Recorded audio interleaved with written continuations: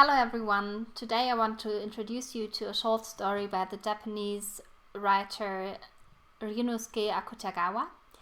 The story is called In a Grove and was published in the year 1922. And it is about a man who gets killed, and we read 7 different epistolary testimonies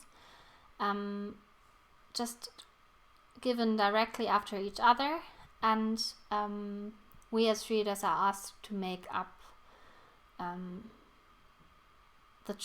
what's been happening, or let's say the truth ourselves.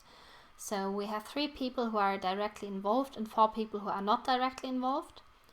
And the 3 people directly involved are, for one, Takehiko, who is a Japanese samurai, and he's the victim.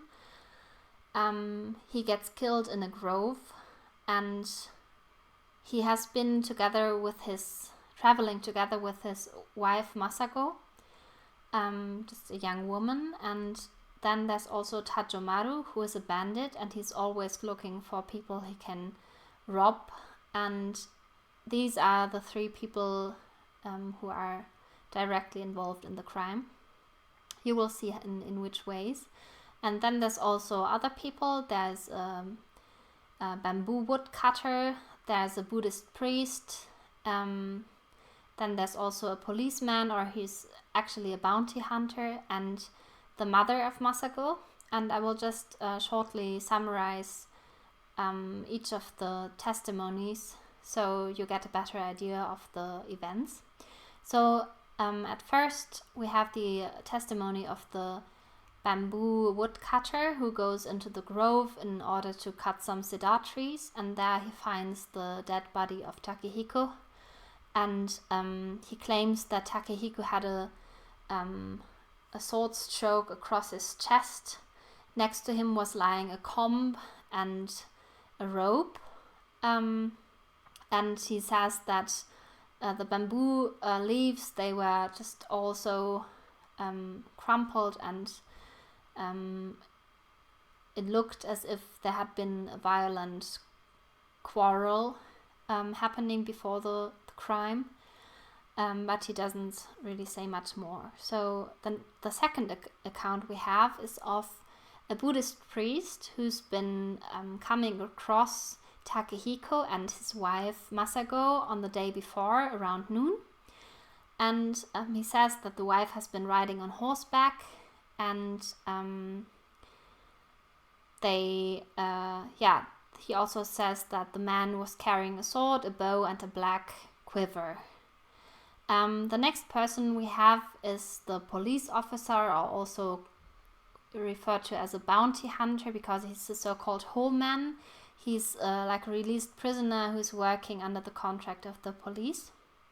And he has captured Tajomaru. So he's really proud that he could manage to do that, because Tajomaru is really renowned for his bad crimes all the time, and he could capture him when he was falling off a horse and hurt himself. And he was carrying a bow and a black quiver, which the whole man suspects he had stolen by Takehiko after the crime.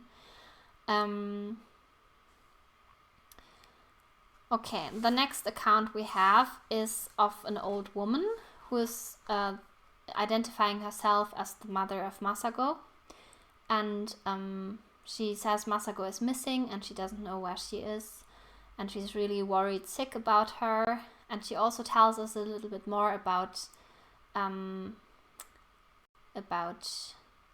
Takehiko. She says that Takehiko is not from Kyoto but from Osaka, and he is a samurai. So the next account, or the next 3 ones, are the most interesting, I think. The first one is from Tajomaru, who says that he has killed Takehiko, but he has not killed Masako. So he tells the story how he met the couple, and how he found Masako so enrapturingly beautiful that he decided he wanted to rape her. So he lured the couple into the grove and claimed there was a treasure hidden somewhere and he wanted to show it to them. So Takehiko followed him whilst Masako was still waiting next to the horse because she didn't want to get into the grove too deeply. But then Tajamaru tied Takehiko up with his rope, and when Masako discovers that Tajamaru has tied up her husband, she is really enraged, and she pulls out a dagger and she wants to kill Tajamaru, but he can overwhelm her, and then he has his way with her. And after that she feels so much shame that she says she cannot live anymore with two men knowing about the shame she's having to live with now. So she asks Tajamaru to either kill himself or to kill Takehiko. So he unties Takehiko and they fight, and during this fight Takehiko dies after the 23rd sword stroke, and Tajamaru is really impressed that anyone has been fighting with him for such a long time because he's a really good fighter.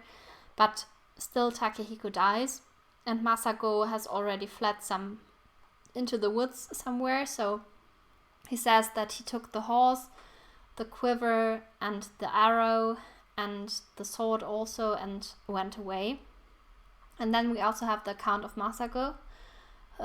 According to her account just starts after the rape. So she says that Tajamaru fled and she was alone with her husband, who had a light in his eyes, which she didn't know where it came from.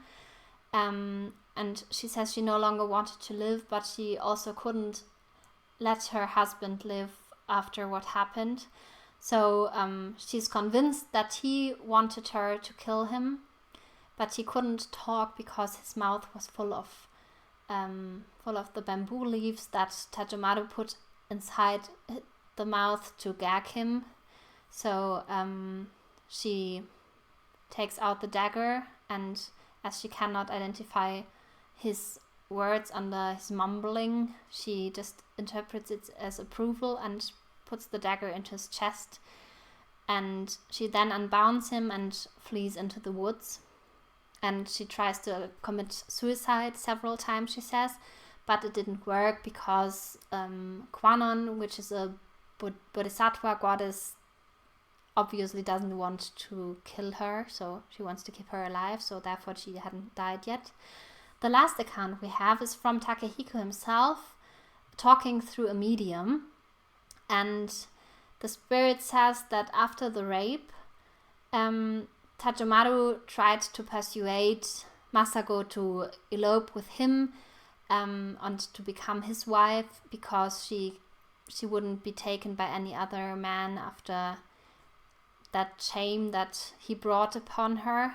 And she actually agrees to that, but then she's also like really enraged, and she says to him, kill him, and she means kill Takehiko, and she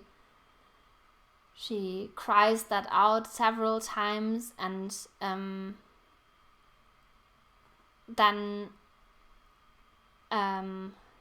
Tajamaru, he hesitates a little, and he actually asks Takehiko what he should do. And during that conversation, Masako already flees, and the only thing that Tajamaru does is untie Takehiko and fleeing himself. So Takehiko actually just takes the dagger of Masako and puts it inside his chest. So he kills himself, he says. And these are the accounts we get from the story. And there's a few things we can say about the events that add up, that if we put all the 7 accounts next to each other, that make sense, or that seem to be plausible. The first is Takehiko is dead. I think we can be sure of that, as 3 people claim to have killed him. The second is that Tajomaru raped Masago, because each of the last 3 accounts also said that. Tajomaru also stole the horse, the arrows and the quiver, because he's been seen with them, and he also says himself that he took them. And we also can assume that Masago wishes Takehiko to be dead, because she expresses so herself, and she also claims that she killed him, and the other 2 also claim that. And we also know that Masago and Tajomaru did not leave the scene together. So we know that there's been either a murder or a suicide happening in that grove, and that 3 people must have been at the crime scene at some time, and also the woodcutter came along afterwards, but we don't know any of the details, and some of the things obviously just don't add up. So for example, the woodcutter at the beginning, he mentioned a comb, which has not been mentioned by any of the other persons. We don't know who that comb belongs to, or whether it plays another role or anything. He also says that Takehiko has been wearing a sabi eboshi, which is a traditional Japanese headdress. Not Japanese, also Japanese, but it's from Kyoto. And afterwards, the mother of Masago, she says that Takehiko is not from Kyoto, but from Osaka. So that is also a discrepancy. Then we also have the colors of the kimono. I think the woodcutter said that Takehiko was wearing a bluish kimono, whilst the Buddhist priest said that he was wearing a lilac. No, he was saying that Masago was wearing a lilac kimono, whilst Masago says that Takehiko was wearing the lilac kimono. So it's really confusing, and everyone says different things. Also about the weapons, we don't really know much. For example, in the first scene, like with the bamboo cutter, he says that there's only been the rope and the comb, and it makes sense that the rope is still there, because Takehiko has been tied up by Tajomaru.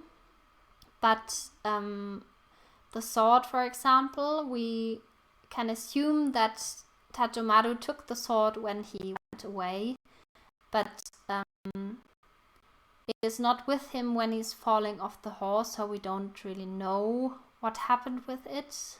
Maybe he lost it, maybe he sold it, I'm not sure. And then also we have the dagger of Masago, and the dagger has not been found by the bamboo woodcutter. So it's a little sad that the only person we have who got to the crime scene after the murder is actually the woodcutter. So everyone else, we have the Buddhist priest who just met them the day before. Then we have the mother who has not really met anyone except the couple. And we also have the Homan who just captured Tajomaru. So we don't really get back to the crime scene another time.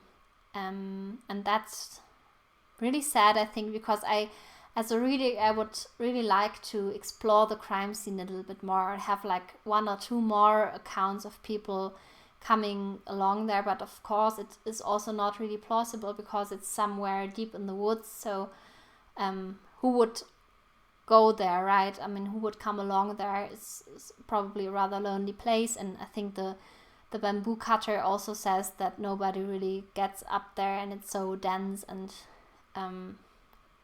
deep inside the forest, so that's just not happening. So I think it's really a very interesting tale that is really great, especially through all these unreliable narrations. We don't know who to trust, we don't know what we can take for real, for granted, and yeah, it's really a great story about universal truth in a way as well, and also what do we believe ourselves and how do we make others believe, I think.